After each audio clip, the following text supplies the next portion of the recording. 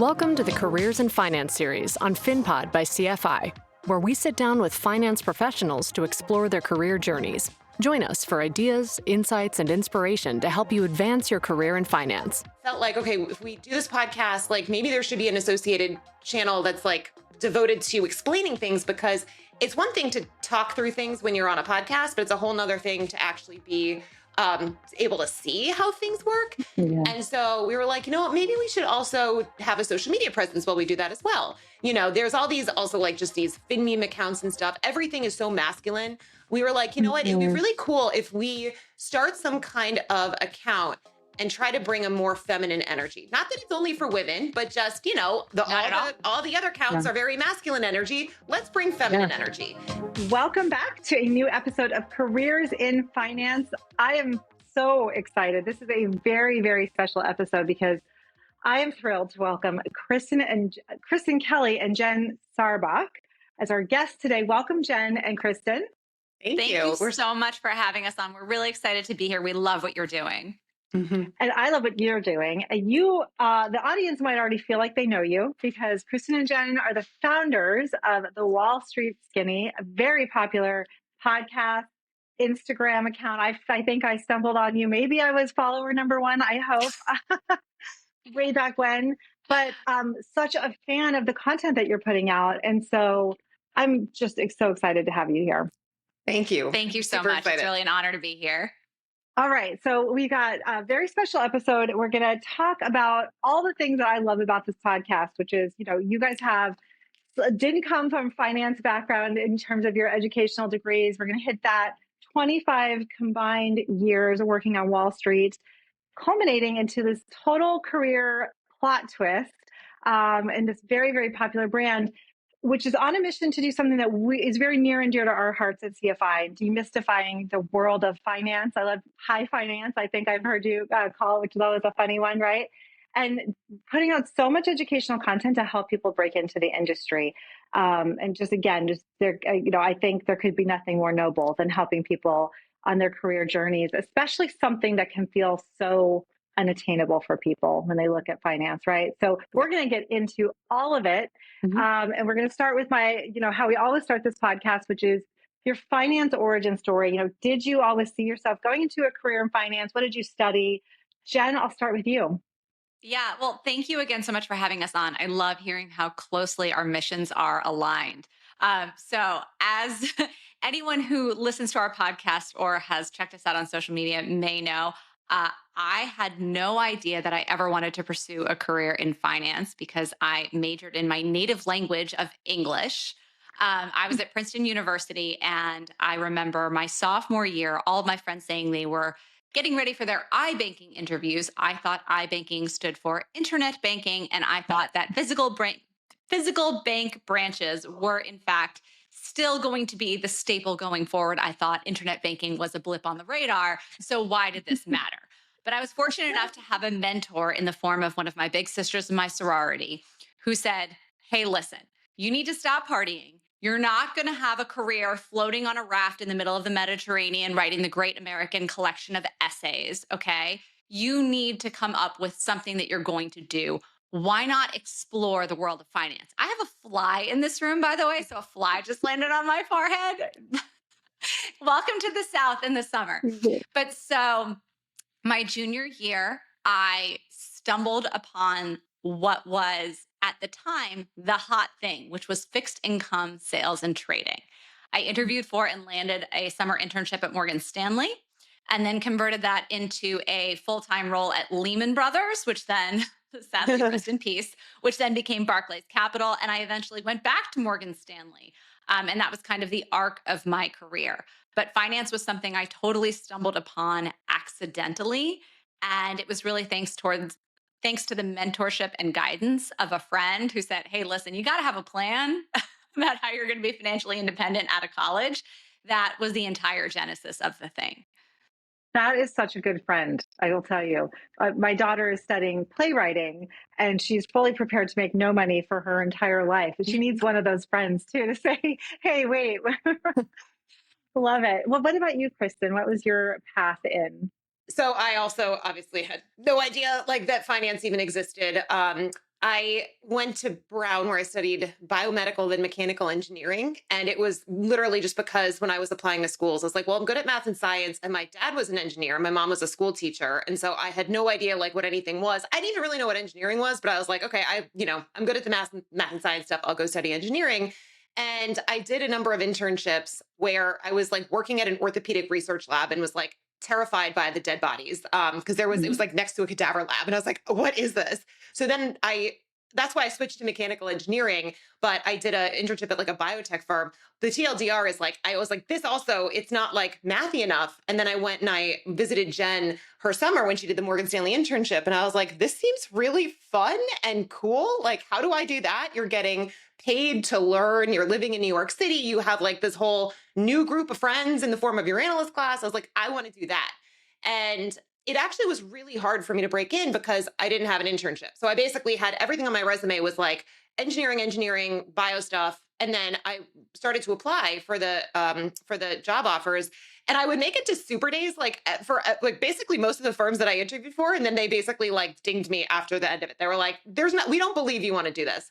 So I was like, nope, I'm going to prove them wrong. I basically stayed an extra year, took whatever, like 3 econ classes, and then did a master's so that I could get in the recruiting cycle, and then did land a job in actually at Morgan Stanley. But again, back to like getting a job offer and not knowing what the heck I was doing, I was put into the CDO group, which was in 2007. So I will spare you the rest of that story because I know you wanted to talk a little bit about just like what we did, but it did not end well. But I did actually, land the job in finance. It was an interesting and tumultuous path to there. And then trainer, right? We got to talk about training too, because it's near and dear to our hearts for sure.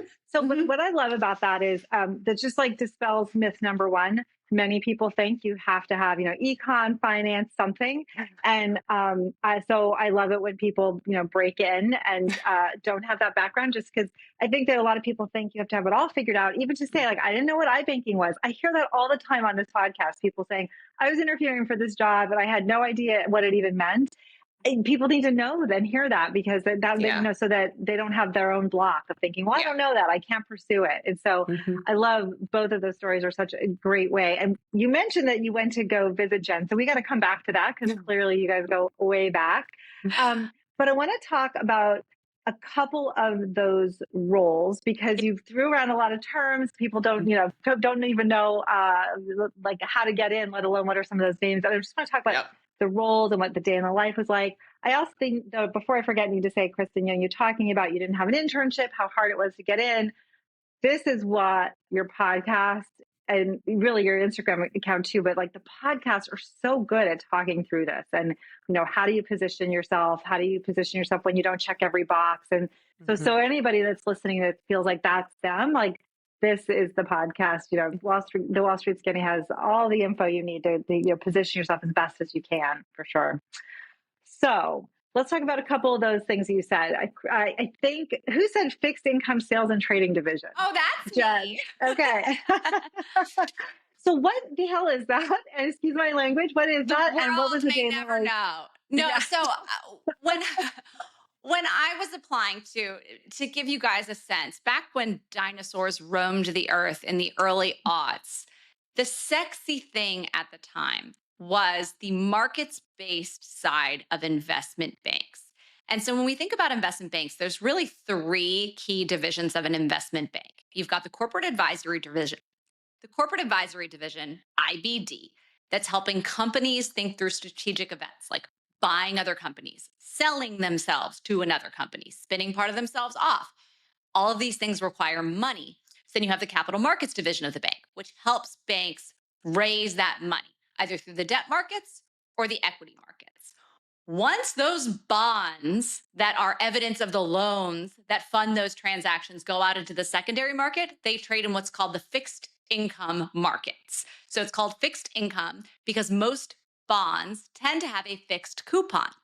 It is a predetermined interest rate that company or government or entity is borrowing money at. And so the fixed income sales and trading side of an investment bank is the area that provides access to those capital markets for institutional investors like hedge funds, insurance companies, pension funds, bank portfolios, and by the way, companies who may need to access those markets for hedging purposes. So that's really what the fixed income sales and trading division of the bank does. The traders are responsible for making markets, meaning providing a buyer for every seller of those securities and providing a seller for every buyer. And the salespeople are responsible for managing the relationships that brings that risk into the bank. The bank only makes money when someone needs to do a trade. And by the way, that's a chance to make money. It's not a guarantee that you're going to make money. It's not a fee-based business the same way that corporate advisory is, where you charge your same pound of flesh for every transaction, regardless of the relative riskiness, right? So that is the division of the bank that I entered into. And I did my summer internship in fixed income sales and trading, and I did not know one word of what I just told you. I could not have explained it to the most sophisticated individual, let alone my 8-year-old son, right? I really didn't understand what I was doing there, what the difference between a salesperson and a trader was, what the role was, how the bank made money, who the clients were, what their risks were, any of that. So my summer internship was really a process through very, very painful trial and error of trying to understand that.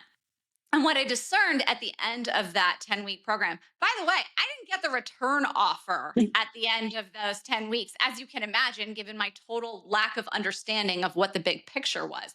They were like, hey, we have a spot for you in like a remote office. It was basically the equivalent of doing equities in Dallas, if anyone here has ever read.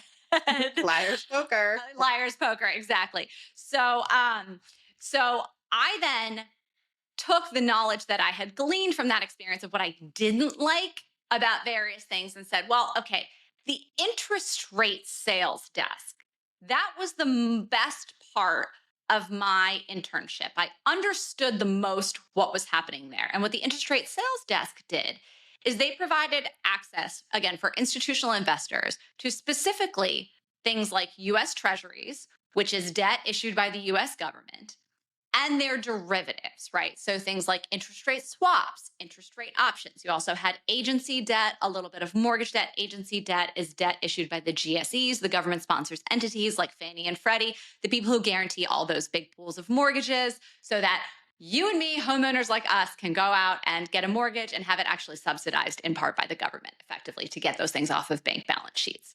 So interest rate sales is really where I made my career after that. I leveraged that experience knowing this is what interests me. And I went across the street to Lehman Brothers, got a full-time offer there.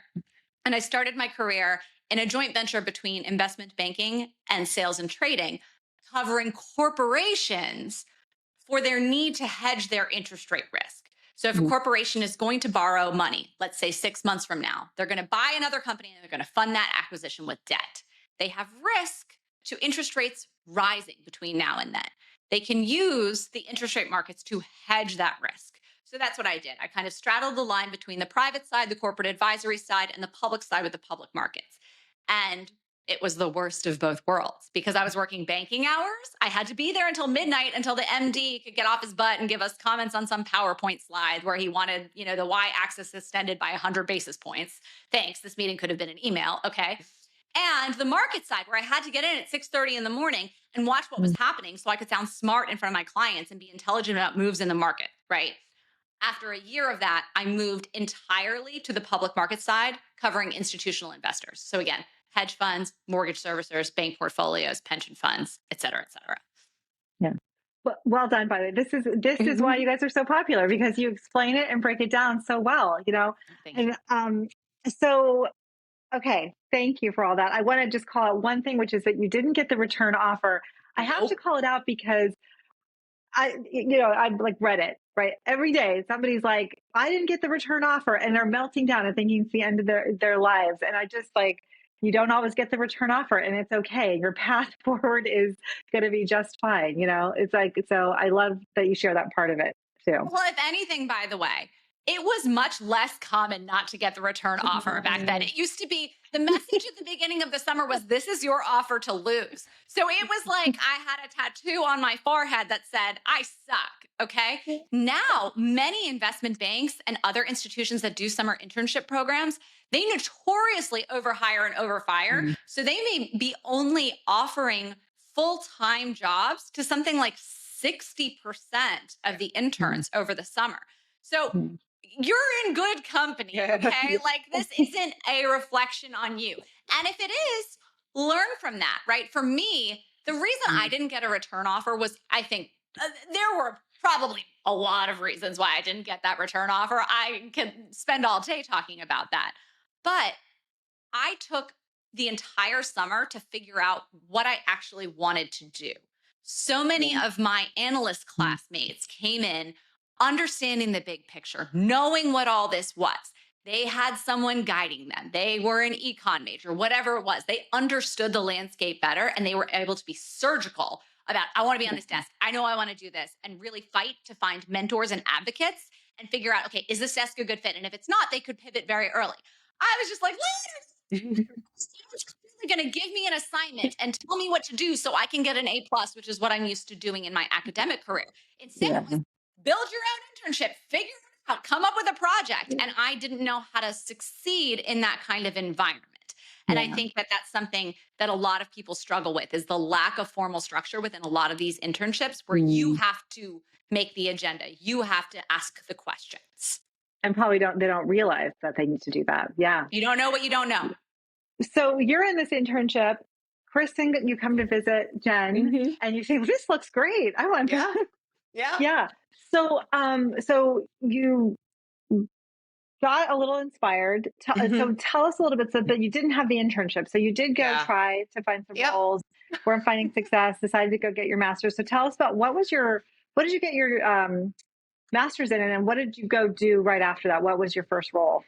Yeah, well, so basically, I mean, coming back from like visiting her, I was like, all right, I'm going to get serious. I want to do banking, or I want to do finance. I didn't know what anything was. It was the same thing. And so I ended up applying. I was like applying for consulting. I was applying for sales and trading. I was applying for investment banking. In my head, I had read like Monkey Business, and I had read Liar's Poker. And then Jen was over there being like, investment banking is not cool. So I was like, all right, I want to do sales and trading.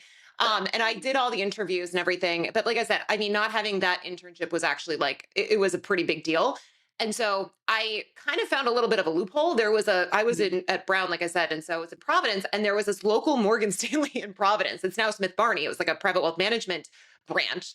And like I said, I ended up graduating, and I was like, you know what? I'm going to sign up to do this master's degree thing, because Brown, you could like literally sign your name on a piece of paper and like, now you're enrolled. So it's called the Prime program, which was the closest thing that Brown had to like a business program. It was innovation management and entrepreneurship. And I got, like I said, this internship at this local Morgan Stanley in Providence. And it was, I mean, like I was like addressing envelopes. It was like the silliest, like anything, but it got me my line item, and it was part of my story. And so then when I started applying my fifth year, like my master's year, it was a much easier sell. It's like, hey, I decided I wanted to do this. I struck out last year. I took 5 classes my second semester senior year, so I could do 3 econ classes, got this internship, and now I'm back again. And they were like, okay, we believe you. You seem like want to do this. And so the funny thing is, I actually also was hired into the fixed income division at Morgan Stanley. Now, when you're hired, you don't necessarily know where you're going to go. And I, again, as a engineering major, was like interviewing with all these different groups when they were trying to place me. And they were like, the CDO group seems good because you're an engineering person. And like I said, worst place to start for a lot of reasons. Again, I didn't know anything. All I really think I understood was like investment banking seemed long hours, like, you were doing like, again, the book is called Monkey Business. And so, but I ended up basically doing that with much less interesting things, at least from my perspective, because you're like packaging bonds together, and it's basically like an investment banking role on the trading floor. And then obviously with the whole collapse of the economy in 2008, which was basically started by a product called CDOs, my group went from like, there was probably 40 when I got hired down to 3. And I was very lucky. I was able to interview. It's like they didn't want to hire, they didn't want to fire analysts. So I ended up interviewing, and Jen knows this story. I can try to truncate it because there was a lot of hiring freezes going on at the time as well. But I ultimately moved into the convertible desk within capital markets, and then project finance, and then ultimately into financial sponsors and banking, because I did, even though I thought like, investment banking is not cool, ultimately it was like, that seems like a much better fit. Because my roommate at the time had gone through banking training, and I remember being so jealous. I was like, I want to do that training. I want to learn this stuff. This seems really cool. So I ultimately did get my way into banking. But anyway, so that's a whole, like I said, like my path in through the divisions at Morgan Stanley, it was funny. I was like, sales and trading, fixed income, capital markets, fixed income and equity capital markets, and then ultimately into investment banking, all in 3 years, by the way. So Wow. yeah, it was When did you transition to training too? That so what yeah, I've got to hear more about that. yeah. Well, again, I think the thing about me, I love understanding how things work, and I've always just Mm, loved teaching. My mom was a mm, teacher, and the thing that, I always used to do when I was in engineering, it's like I don't think I was like necessarily that smart, but I knew how to like look at something and break it down in a very simple way that I would almost like have to like learn it myself, like teach it to myself. And I felt like I said, I just when I went through the whole program when I got hired, the training was my favorite part. And so mm, I remember thinking, like, this seems like the coolest job in the world. Like, I want to do that. And so I ended up, I mean, my third year, like I said, I had gone all over the place. And unfortunately, the downside is that you don't really you don't develop really strong relationships with anyone. So I didn't really mm. have that person who was like, I didn't build up any political capital. And so I did start to interview. I was interviewing for private equity roles and hedge fund roles. And I did have actually a couple of offers, but I kind of just was like, I want to do something that makes me happy. I love teaching. So I ended up going and joining the firm that ran the training program when I was at Morgan Stanley. And I ultimately did that for 13 years. And it was, like I said, it was a blast. Like I said, I love teaching. And the new kids who are getting hired and coming in, they're so excited and eager to learn. It's like, it's so much fun. And again, we see this all the time now when we're on social media and people message us, and it's like people are just so positive and excited and eager to learn. And there is nothing better than teaching people that want to learn stuff. It's a lot of fun. And yeah, people are so hungry for the information, Mhm. and you all deliver it, in such a engaging way. And well, and more than that, I just think the way you explain things, I mean, it's certainly entertaining, but you're really good at explaining things and breaking it down for the layperson, because I think there's so much knowledge that does feel kind of out of reach. So I want to get into, certainly how you guys met and the career twist here, but I know that you do this all day long on the podcast and everything, but tell us, what do you think are the biggest myths? Having kind of come in, worked in Wall Street, on Wall Street. Um, what do you think now on the other side of it are the biggest myths that people have about it? Do you want to Uh, start? Let I'll me go start. I'll start with Jen. first. I'll Yeah, start with yeah, yeah. Jen. No, you're fine. It's funny. I was like, we're just going to talk over each other, but I've gotten so Yeah. used to the luxury now of you I also calling was on stuck us. for a long time. So I was like, No, oh, you're shut fine. up for a minute. It's so funny. I think that there are a number of different ways that people on Wall Street are either glorified, vilified, or satirized in kind Mm, of pop culture that are all based on these wild, outdated notions that are popularized in a couple of movies and a couple of books that are so different from reality. First of all, the notion that people are just in it for the money. All right. When you move to New York City right out of college, if you don't have a job in investment banking, I don't understand how you can afford your rent. It is an exorbitantly expensive city. It is impossible to make your way. And, it's not like okay, like Frank Sinatra, if I can make it. No, all right. It is a brutal place.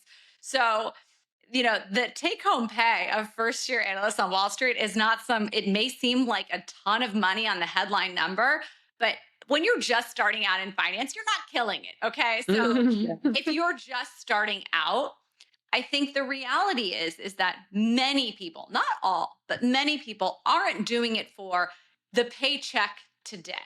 They are doing it to open as many doors as possible for them. Mm, And that's why I did it. I didn't know what I wanted to be when I grew up, but I wanted to, and I still don't, by the way. Like, I'm going to be 40 yeah. this year. Maybe I'll figure it out. But for me, watching my peers and my mentors go through this process before me in college and then seeing what panned out in the scope of their careers, to me, this represented something with minimal barriers to entry as far as the formal educational requirements necessary. Again, English major, hadn't taken a math class in 4 years, Mm, didn't matter. And maximum ability to keep as many doors open and maximize my optionality for things to do down the line. I find it hard, and I think you'd be hard pressed to make an argument that starting your career in finance closes doors to you. The only door it might close to you is tech, because tech is the only other industry that is so youth obsessed when it comes to the Yeah. talent wars that, like, if you didn't choose it at 19, you're a day old bread. Okay. But even that, I do think there is so much fluidity between tech and finance that Mm. even that door is not closed to you. Or again, like maybe an Olympic athlete or professional athlete, okay? But like those generally are the reasons that I think so many people get into finance. And that's why we are so passionate about keeping those doors open for people. Because again, I don't care if you want to be an investment banker, right? A lot of people listen to us or follow us or whatever. They think it's like, oh, you must be an investment banker to find joy in life. Fuck no. Okay. Yeah. Like, pardon my French, but that's not what we're trying to say at all. It's if Yeah. this is something you're interested in exploring, the door will be closed to you if you don't pursue it early. It will be so much harder to break in. So if you Yeah. want to keep as many doors open to you as possible, add this to the list of things you're learning about. And that's simply it. So I think it's that myth of immediate financial reward versus maximum long-term optionality. And I think that's the key driver for so many people approaching the industry. Not all, but many. Yeah. Yeah. I love that actually. I think it's something a lot of people don't realize as they're starting out or making choices in their life of just trying to keep optionality available Yeah. to them and just not Yeah. closing doors. It's so true. By the way, you can be an investment banker and an Olympic athlete. Yeah. There's somebody this summer who Yes. won a gold medal, I think, right? Wow. Yeah. So yeah, you can do it. I don't know how he did it, but he did it. I will say my brother, he went and swam in Olympic trials when he was first year analyst on the, well, he wasn't on the trading floor. He was on the capital markets floor, but kind of trading floor at Morgan Stanley. He did not make it, but he did get to swim in it. But That was incredible. I don't know. That is like Herculean. So what do you think, Kristen, are some of the biggest myths that people have about I mean, working in finance and Wall Street? I think, first of all, people, there is obviously, as Jen put it, this caricature of the finance bro and like the types of people that you're going to meet. And I mean, I feel like some of my best friends who I'm still very close with, I met through my analyst program. I mean, like, it's really, there is just such a group of really great people. I mean, I'm trying to think, I don't even know if I even knew any like finance bros. Like, I feel like, as Jen puts it sometimes, like what you see on social media is not the actual like depiction of people in real life. So I think that's the first thing. And then I think the second is that, especially in the population that we tend to interact with, and I think part of it's the optionality piece, but because private equity starts to like recruit so early, I think people, and for whatever reason, tend to think that like private equity is the big sexy thing. And there's so many other options out there, by the way. Like private equity is great for the people that it's great for. And there's definitely gonna be people that this is definitely the thing that they should pursue. But there's so many other opportunities out there. And the other thing is there's, again, this perception that you're always going to be making more on the buy side than on the sell side, which is also not necessarily the case either. So I don't know. I'd say those are like the big three things that are not really true. Love it. Love it. So let's switch gears a little. Tell me how you met, which is clearly going back a while now. Mhm. We got to hear about that. And then I want to just talk about, how in the heck you guys decided to start the Wall Street Skinny. But first, how did you meet? Because you guys go way, way, way back. We do. So we actually met in the second grade. We happened to be in the same second grade classroom, and there is no more to it than a kind of happy accident of birth or situation, as you will say. But one of the things that's so cool is I've known Kristen now for going on 33 years. And you'd think at that point you stop learning new things about someone, right? But what's been so amazing about our friendship and about this opportunity to go into business together is, again, I've talked to Kristen about pretty much everything we could conceivably talk about, okay? Whether it's becoming a mother, whether it's going through the challenges of navigating our careers, whether it's college, high school, the drama in middle school when we weren't cool and nobody let us sit at their lunch table and we had to eat lunch alone in the stairwells, but I'll save that for another time. But one of the things that I discovered so late in our friendship that I'm so grateful to now be a part of you think you know someone, right? You hear them when you're Mm. out at drinks or dinner or hanging out on the phone. I've gotten to see Kristen, the teacher, Kristen, and it is Mm. the coolest thing in the world. Because I thought I knew everything about my friend. And Yes. then when we started this business together, she was like, "Oh, I'm just gonna explain, how an LBO works in kind of layman's terms and whatever." I'm like, "Okay, good luck." Like, rah, rah, rah. And she just transforms into this like goddess that descends from the sky and drops knowledge on you in the best way and explains things Yeah. that I had again casually overheard for decades and never really understood, never gave a shit about, whatever. And I'm like, oh my God, you are so talented at this. It's the coolest thing. So to be able to So discover that about your lifelong best friend is just such a gift and has been miraculous as I we've gone love through it. this process of building this It's business. see Yeah, a no, whole it was, other side of her. So, yeah. Kristen, how did it? So, tell me about the origin story of the Wall Street Skinny. Like, how did you guys decide to do it? I mean, obviously, Yeah. coming out of your training experience, I'm sure it's Mhm. closely tied. But yeah, tell us how did this all start? So, I mean, Jen had been coming to me for years, being like, we should start this business. I feel like at one point, not this particular one, but like, I think she's always been an entrepreneur. She's very good at building businesses. She's done a few in the past. And again, I've always obviously loved teaching. And when I was getting ready to leave New York City, I love training, but the flights, like I didn't want to be traveling away from my kids because again, when you do the training, you're all over the world. Like you're going to Hong Kong, Yeah. you're going to California, you're going to Texas, you're all over the place because you need to be on site. And I was like, that's not going to work. And again, coming out of COVID, at least when I was in New York City, the clients were nearby. But then it was like, okay, so I'm going to move to Boston. And so Jen and I started talking. And this was right around the time when SVB went under. And I remember saying to her, I was like, because I was teaching a class at Blackstone actually. And all of my students were like so paranoid. They were like, this is like the great financial crisis 2.0. And so we were talking and I was like, Jen, because again, actually she had come to me and been like, we should do a podcast about something. And I was like, Jen, it would be really fun if we got on the podcast and you told the Lehman story about what it was like being on the trading floor at Lehman when Lehman went under. And she was like, yeah, she's like, okay, but if we do that, maybe we should like start a little bit earlier and start with like, well, what is an investment bank? Because if I talk about like, whatever, it going under, you need that context. And at the same time as well, like I said, I mean, I was leaving New York City and it felt like, okay, if we do this podcast, like maybe there should be an associated channel that's like devoted to explaining things because it's one thing to talk through things when you're on a podcast, but it's a whole nother thing to actually be able to see how things work. Yeah. And so we were like, maybe we should also have a social media presence while we do that as well. There's all these also like just these fin meme accounts and stuff. Everything is so masculine. We were like, what? It would be really cool if we start some kind of account and try to bring a more feminine energy. Not that it's only for women, but just, all the other accounts Yeah. are very masculine energy. Let's bring feminine energy. And so that was Yeah. kind of how it started was, again, I was like leaving New York, leaving my job. Jen and I had always talked about doing a podcast and it was like the stars aligned. And as we literally said, when we did this, the first like few months, we were like, if this goes nowhere, it doesn't matter. Cause we were having like the most fun of our entire life. Like this could be just, it's a dream we wake up from and that's fine. It goes nowhere, but like, we're having so much fun. This has been such a gift.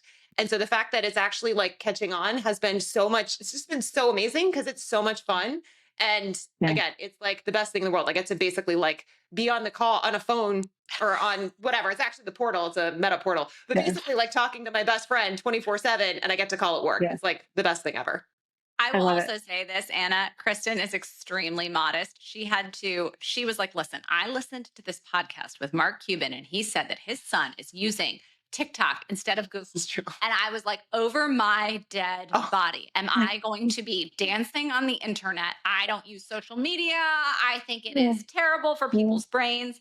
And Kristen was always the one who really believed that, listen, you can be right or you can be effective, right? You can say, hey, listen, this is something that I'm personally passionate about in my own life or not, right? But if you can't meet people where they are, it doesn't matter if you're saying the most brilliant thing closed up in my closet here in my office, no one's ever going to know. And so it's funny because Kristen was always a natural. Again, she had been in that teaching role and in that mindset for so long. She had to teach me how to get comfortable being on camera, not being anonymous. I never wanted my name on anything, and it's been it's been, you were talking, you said you listened to someone else call it getting over cringe mountain. And on the other side, No, is freedom. the road to success is on the other side of cringe mountain. Like, Yeah, Wow. we are Cringe Mountain, okay? Like, if you look up Cringe Mountain, you'll see a picture of my face. But the total ego death that has been building this business has actually been very freeing. And I need to pop in for a second because actually this is so true. It's hilarious. Going back to last year, whatever, like April or whatever. yeah. Jen wanted to hire paid actors. She did not, again, she didn't want her name out there. She didn't want any information about herself.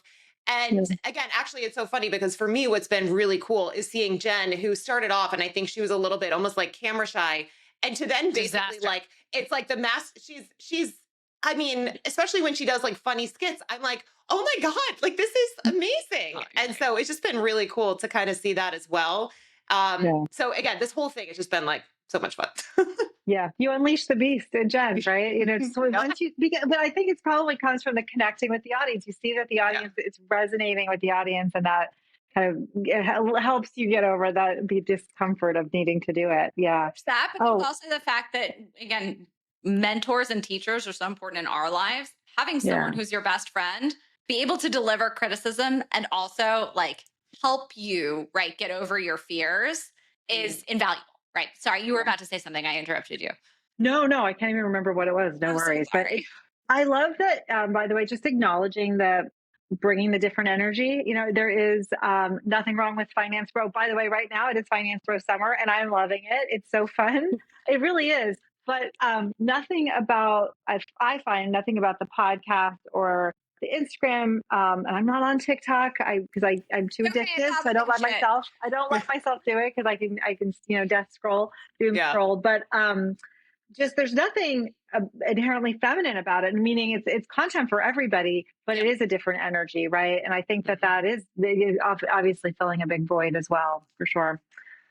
So I know you do this all day long, but I have to ask as we kind of start to wind down, what are your big pieces of advice that you give to people that are thinking about, you know, trying to break into role in Wall Street and feeling like they're at a disadvantage and they don't check every perfect box? And again, like there's so many podcasts you've done about this and so many good Instagram reels, but I'm just curious, you know, how would you kind of summarize some of the advice you give? Kristen, I'll start with you. I mean, this is going to sound like I apologize if this is not the best thing to hear. I'd say the younger you start, the better, in the sense that if you're able to get some kind of internship as a, you know, freshman or sophomore, it's going to open so many more doors to you, even if you don't think that you meet the criteria for a lot of other things. It's, you know, the way that Jen, I heard her explain this once, and I think it's a really good explanation, is like, it's like private schools, right? When you first, if you apply for a private school, like in kindergarten, the whole class is open. So you're one of like 20, 100. As you get further along, the spots narrow. And so the first thing is just getting your foot in the door as early as possible is going to keep as much optionality open for you. Beyond that, I think that, you know, if you find yourself in a position like kind of how the position I was in, which is I really wanted to do it, I struck out and I was like, okay, how can I make myself an attractive candidate? There are ways to do that. I mean, obviously getting into the recruiting cycle. I mean, that was, like I said, why I stood it and I stayed for an extra year. The master's, the most important part of it was, like I said, getting back in the recruiting cycle, you know, identifying if you didn't get the offer, you know, again, you didn't get the return offer. What was it that was the problem? Again, for me, like I was able to learn from how I needed to change my story and how I needed to get the line items on my resume and then convert that into actually getting the job. So again, step one is like start early. Step two is if you want to do it, try to figure out the right path. And step three, or I should say, I guess my third just piece of advice is it does get a lot harder as you get older. With that said, and this is, by the way, like kind of like, you know, diamond in the rough, like this is not the norm, but I did have a friend who was, you know, 40 years old with 5 kids who did actually get a job. And now he went in he went in as an associate, you know, as a 40-year-old associate. But if you really want something and you try, like, and you are persistent, you know, luck does favor the well-prepared. but it's just, Yeah. it does get harder as you get older. And what I love about saying to people start early and is even if you don't think you're going to want to go into finance, Yeah. it's not going to close a door, but at least you've Mhm. gotten it in, Yes. right? So you have, again, going back to Jen, you've got the optionality, at least if you do it. Yeah. So Jen, what about you? What is your advice to people? I think Kristen just gave such great advice. And to piggyback on something you just touched on, you said, again, if you want to be on that private equity track, right, you basically need to know coming out of middle school that this is what you want to do. So many people are chasing whatever seems like the sexy thing right now. Having gone through the global financial crisis, having seen the industry shift under my feet so many times while I was working in it, and even after I walked away from it, it is constantly shifting. It's a function of the markets. It's a function of things that are well beyond your control and your ability to predict. So keeping an open mind to the fact that there may be again, if you're 18, chances are you may think you know what private equity is. Chances are that you know that this is actually the thing you want to do relative to everything else. Maybe your true dream is to be a mortgage servicer. You have no clue because you don't know what these things are because no one's telling you what they are. There's no textbook on this. This isn't going to be covered in your econ class or your finance class. No one's actually going to explain to you what the overall landscape is and what the field of opportunity is. So be open to opportunities. Don't think that you have to be chasing the same thing that everyone else is chasing. And in that process of being open to more things and being genuinely intellectually curious, more opportunities, I think, will magically present themselves to you if you aren't just chasing this very narrow thing of, oh God, if I didn't get a job at KKR, my life is over, right? This fly, okay, is really forcing me to Hopefully we can edit that out in post. Probably not. whatever. The fly is my new best friend. But yeah, so I just to continually be chasing things just for prestige and just because everyone tells you it's what you should want, right? That's not going to necessarily end up with the best outcome for you. Like I said, 40 years old, still don't know what I want to be when I grow up. So the idea that you at 18, thinking about your first internship application, know exactly what you want to do and where you want to be, I think maybe apply some humility and some reflection to that process. And you will end up a lot happier in the process rather than being so disappointed if things don't work out perfectly like you planned. Yeah. Stay open to the possibilities too. I love that. What a perfect place to end today. I could do this all day with you because I really want to go back and talk about all those roles. And so we might have to pick it up again. But thank you so much for sharing all the great content that you do, all of the, just it is like democratizing access to information that people wouldn't otherwise have access to. And thanks for being on to tell your story today. I really appreciate it. Thank you so much. This was so much fun. Thanks, Anna. We're so amazed by what you're doing and so grateful for the opportunity to be on. Yay. All right. Till the next time. Bye. Thanks for joining us today. We hope you enjoyed the conversation. FinPod is brought to you by Corporate Finance Institute, the #1 rated online provider of finance and banking training, certifications, and productivity tools.